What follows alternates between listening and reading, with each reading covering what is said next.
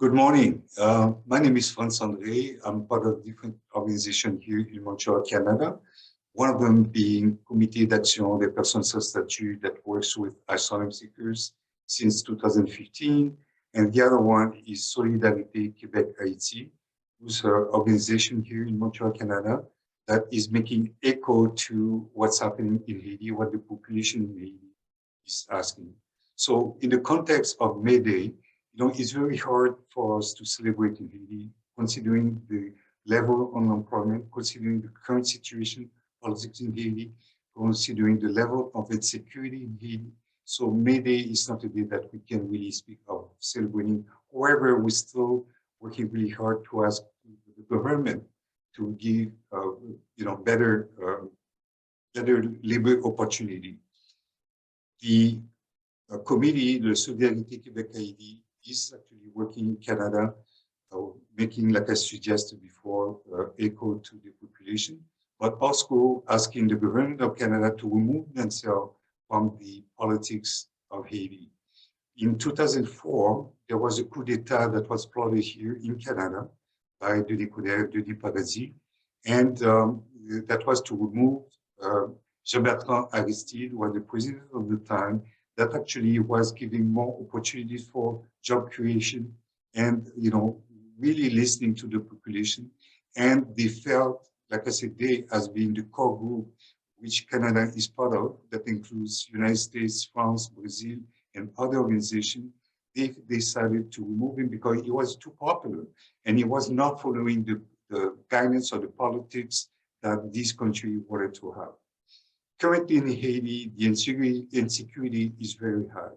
We have people living under $2.50 US per day, and more than 40% of that population living under $2.50 is living under $1.40 a day. The current annual income for the average person are $780 US, when in Canada we're looking at $44,000 per population. So that gives you a sense of what the issues are in Haiti. Currently, we have organizations, or we have companies like Gildan that goes and, in Haiti and giving contract to what, some of the wealthy Haitians where they have sweatshops and they're paying salaries of less than $5 a day.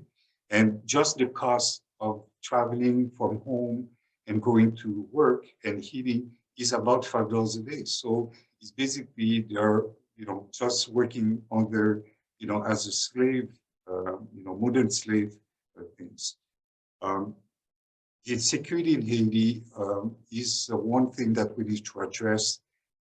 When you have a young population, which is 70% of 35 and younger, and you're not working, the gangs who are the most organized, more so than the government are controlling the country, have a pool of youngsters they can recruit. And this is what's happening currently, where every day we have people who are being kidnapped or being for ransom. We have people who are being killed. When you have policemen that are part of the gangs because they're not being paid by the government, we need to know also over the past years, Canada has contributing to train the police. So where our money, your taxes are being used to train police, which are now part of gangs, we need to question ourselves, are we part of the solution or are we part of the problem? So I'm inviting you, whenever you hear about Solidarité Québec-Haïti, who wants to make a difference, and respecting our values of being true friends of Haiti, be part of the protest, be part of the solution. And in the context of May Day, the Comité de Solidarité Québec-Haïti are wishing all of you on May Day the best going forward in the context of what's happening in the world. So all the best to you, and thank you for giving us the opportunities.